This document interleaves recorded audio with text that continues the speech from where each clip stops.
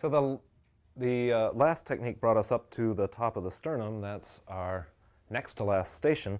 And our last track will be the sternocleidomastoid muscle, which will carry us right up to the mastoid process. The setup for the sternocleidomastoid technique is complex and important that you get it right. I'm going to put my hand on Sunshine's neck such that this line of my knuckles rests right along the leading edge of the sternocleidomastoid. I do not want to be on the front of the throat. That clearly would not be a nice thing to do. So I'm here. Almost all the time in all of these direct techniques that we're employing, my direction is the direction of my arm or the direction of my pelvis. This is an exception to that rule. I'm going to follow my fingertips. So having just simply engaged this fairly superficial muscle, there's the platysma on the top, but sternocleidomastoid is right there for you. I'm just going to drop my fingers, my knuckles back. I'm using this same whole surface that we used on the leg. I'm going to drop that whole surface toward the back of Sunshine's neck. At that point, she can still breathe. She's still got blood going to her head, and she's not feeling as if her breathing's being cut off. Now I want her to turn her head to the left. And when you say that to people, a lot of times people will do what Sunshine's doing now, which is to roll their head on the table to the left like a ball. And I don't want her to do that either. So I'm going to put my hand on the top of her head, and I'm going to urge her to turn left using the rotation of her neck.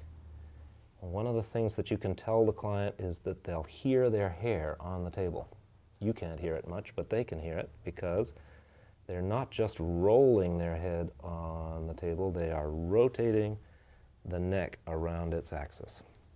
So having educated the client to that, having gotten the leading edge of the sternocleidomastoid and taking it back in the direction of my fingertips a little bit, I will then ask Sunshine now to turn, and she does most of the work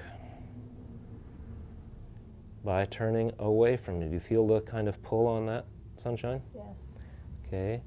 And once she's turned pretty much whatever her range of motion is towards that side, I continue along the neck, bringing this tissue toward the back. Now, I understand that I've gone off first the sternal head and then the cleidal head and past this space and then onto the leading edge of the trapezius. By the time you get down here, you're no longer working on the sternocleidomastoid, you're working on the trapezius, which we'll see again in the arm lines. But the fascial plane is the same between the sternocleidomastoid and the trapezius, and our idea here is to bring that tissue back, since with the head forward posture that tends to get carried forward. I'm circumnavigating her neck. My elbow is making a tour of her neck. I'm not just staying right on top and going that way, because when I get to the midline, I'll fall off. I have to lean out so that I can carry the work all the way around towards the back. So did that feel okay? Mm-hmm.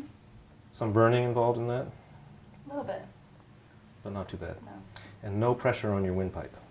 Right. That's what I'd like the folks back home to know for sure, that there's no pressure on the windpipe.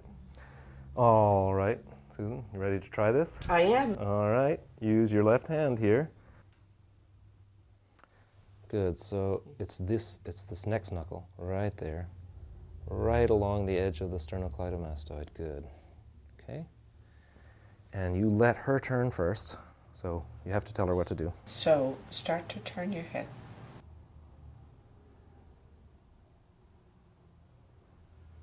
You feel that tissue pulling out from under your hand? You feel her stretching it out from under your hand?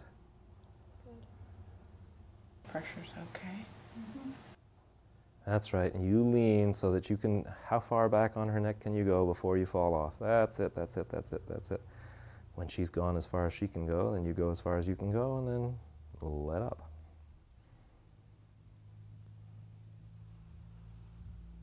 Good, so How's that? Do it again? Yes. Yeah, do it again. How was that? Excellent. compared to. Oh, great. Okay, so just let these knuckles soften so it's this surface. There you go. Okay. And you get enough to get a grip on that, and then you start moving that way, and then she moves away from you. You feel that pulling out from under your hand? She's pulling the so tissue out. this time I can more feel her doing the work. Right, and now she's getting out to the limit of her thing, so you start doing your work, taking it in the opposite direction. Lovely. Okay. I like that. Feels good. So if you find that last technique a little daunting, or your client does, you can practice a variation of that and still get this sternal head of the sternocleidomastoid to lengthen out. I'm again going to place the edge of the knuckles here along the edge of Sunshine's sternocleidomastoid, but she's already turned to the left. I've already engaged so that, see how that superficial front line is a long line going right along there. So this, likewise, I am not going to push in, although it's, with her head turned, it's a lot safer to push in on the side of the neck here. I'm still going to be more lifting. And as I lift the sternocleidomastoid toward the mastoid process, I'm dropping my elbow to get that kind of scooping feeling of scooping the superficial fascia up towards. I'm definitely going behind the ear, not under the ear, but I'm also going to continue on up onto the mastoid process. The muscle stops here, but the fascia keeps going right up onto the scalp. So your client will feel a little incomplete if you stop too soon. You can carry this right on up. I'm going a little too fast now just to show you, but you can carry this right up onto the mastoid process, and if it's not pulling the hair too much, right onto the scalp where the fascia keeps going. Okay, Sunshine, if you want to just keep your chin in and tuck around to the other side, we'll let Susan try. You can generally see how prominent that sternocleidomastoid is, so you just put your knuckles right along that edge, and you're going to scoop that up by dropping your elbow. Just scoop that up. Whoa, whoa, whoa. I don't want you to go towards the ear. I want you to go behind the ear. Okay? That's it. That's the direction.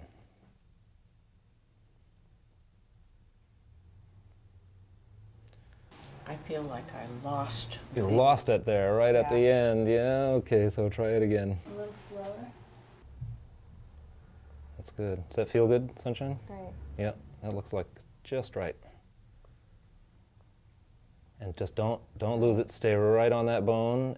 Use your little finger knuckle right up over the bone and onto the scalp itself.